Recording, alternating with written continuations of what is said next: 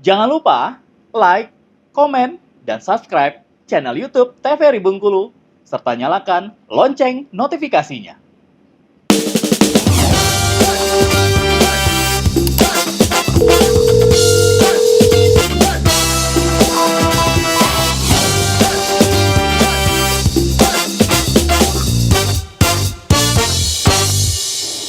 Sahabat sehat, terima kasih Anda kembali menyaksikan Dokter Kito. Bersama Kita Sehat dengan tema kita kali ini membahas mengenai shock anafilaksis. Dan tadi sudah dijelaskan ya, lumayan rinci ya pemirsa ya oleh Dokter Lisda. Namun sudah selesai dokter? Iya. Sudah selesai ya, kita langsung lanjut ke Dokter Junia. Oke. Silahkan dokter. Oke, kita lanjut materinya ya. Mungkin saya sambil berdiri karena saya di tengah nih. Iya. Oke, biar kelihatan layarnya. Oke, kita udah bahas panjang lebar ya dan lumayan dalam dan detail dengan Dokter Lisda tadi. Cuma perlu dijelaskan lagi kepada masyarakat karena ini kejadiannya jika diabaikan itu cukup berbahaya. Makanya kita angkat materi ini supaya sebenarnya bukan untuk mengobati, cuman aware, oh ini reaksinya karena ini. Jadi kadang masyarakat kita, misal nih ada kasusnya terutama di luar negeri ya, bukan di sini, selai kacang yang kandungan kacang-kacangan itu bisa menyebabkan anafilaksis berat. Walaupun pada kita pada umumnya terutama rakyat Indonesia jarang ya udah makan kacang.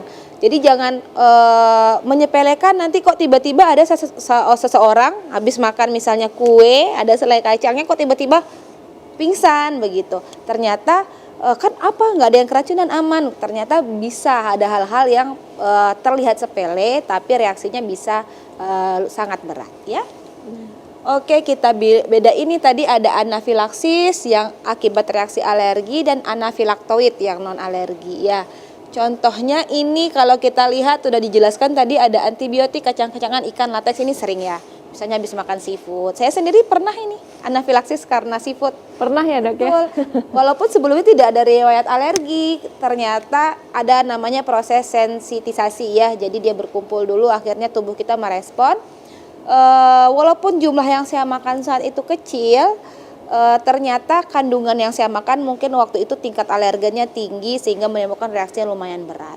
Nah bedanya dengan alergi biasa, kalau alergi biasa prosesnya agak lambat, dari tidak bereaksi menuju ke berat itu proses berangsur-angsur biasanya. Tapi kalau reaksi anafilaktik biasanya agak cepat, bisa dalam hitungan menit sampai ke jam ya.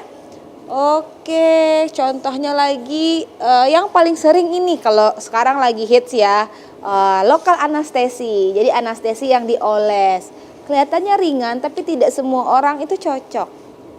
Biasanya orang yang di bidang kecantikan, estetik dan sebagainya yang butuh lokal anestesi sebelum treatment dan tindakan itu ada yang alergi.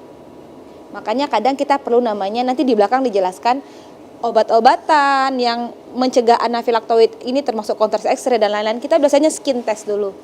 Kita tes, kita oles sedikit atau kita suntikkan sedikit, namanya skin test, melihat reaksi alerginya untuk keamanan ke depannya. Karena kalau udah reaksi itu terjadi, memang bisa diatasi tapi butuh penanganan yang cepat dan tepat. Kalau tidak nanti outputnya kurang bagus hasilnya begitu. Oke. Bedanya apa? Gejalanya sama-sama cepat, sama-sama bisa menyebabkan kematian, walaupun nanti pembagiannya beda. Izin dok, ini termasuk ke alat-alat kosmetik atau kecantikan begitu dok? Misalnya kan ada tuh beberapa orang yang alergi gitu terhadap produk-produk sebuah produk gitu. Itu termasuk juga nggak sih dok, bisa menyebabkan dok? Oke, penyebabnya itu luas ya karena ada dan lain-lain di sini. Nggak masalah apa aja penyebabnya. Kadang ada beberapa yang belum ada di teori ini tapi bisa menyebabkan, itu bisa. Yang penting reaksinya itu bisa menyebab, kalau kita sebut shock anafilaktik berarti reaksi alergi atau yang non alergi tadi dia bisa menyebabkan shock. Begitu. Shock tadi sudah dijelaskan Dokter Lisda, salah satu tandanya tekanan darahnya menurun. Artinya vital sign-nya, tanda-tanda vitalnya tidak normal. Drop. Itu bisa masuk ke fase shock. Karena reaksi tersebut disebutlah shock anafilaktik. Yang paling banyak akhir-akhir ini saya temui ini NSAID dan lokal anestesi. Itu paling banyak, sampai bibirnya doer, bengkak gitu. Padahal cuma dioles, nggak diinjeksi loh, nggak disuntik. Bengkak, matanya bengkak sampai nggak kelihatan sama sekali, matanya cuma garis aja kelihatan lagi, ketutup saking bengkaknya, itu ada. NSAID ini paling banyak karena kenapa? lokal anestesi oke ya, misalnya hanya orang-orang yang datang ke klinik untuk treatment atau tindakan kecantikan. Kalau NSAID ini biasanya beli bebas di apotik, nyeri sendi, datang ke apotik beli obat sembarangan, akhirnya reaksi. Kalau reaksinya agak ringan paling melepuh-lepuh aja, lebih berat lagi bisa pingsan atau menyebabkan kematian. Begitu. Pernah ditemukan? Pernah, ini sering. Jadi harus sangat hati-hati banget ya dok ya? Betul. Oh ya udahlah, obat cuma penghilang nyeri. Oh, jangan dianggap sepele. Reaksinya kalau tidak tepat, terutama memang kita banyak riwayat alergi, itu tidak menutup kemungkinan ada alergi yang lain yang tidak kita ketahui. Jadi kepada pemirsa di rumah yang memang sudah punya riwayat alergi, lebih hati-hati dalam mengkonsumsi apapun ataupun bersentuhan dengan zat-zat terutama yang kimiawi ya, apapun itu. Jadi lebih hati-hati. Baik. Oke. Ini mekanismenya awalnya ini yang saya bahas tadi sensitization ya. Jadi dia pengenalan dulu, kemudian itu nanti muncullah ini secara biokimia mungkin agak itu ya dibahas di sini. Reaksinya akhirnya proses muncul reaksi alergi tersebut. Oke. Reaksi apa itu? Reaksi antigen antibodi yang kemudian mengeluarkan mediator inflamasi. Oke, ini contohnya perjalanannya akhirnya mempengaruhi otot polos, di mana otot itu rata-rata ada di seluruh bagian tubuh manusia.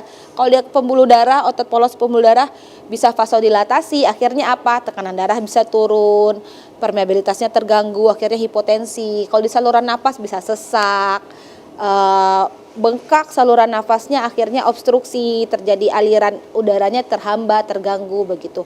Outputnya apa? Mungkin masyarakat tidak bisa lihat sesak ya. Outputnya apa? Dia sulit bernafas. Begitu. Kalau yang pembuluh darah yang kena biasanya dia pingsan atau lemas begitu. Teraba nadinya mungkin lemah. Itu salah satu tanda-tandanya ya.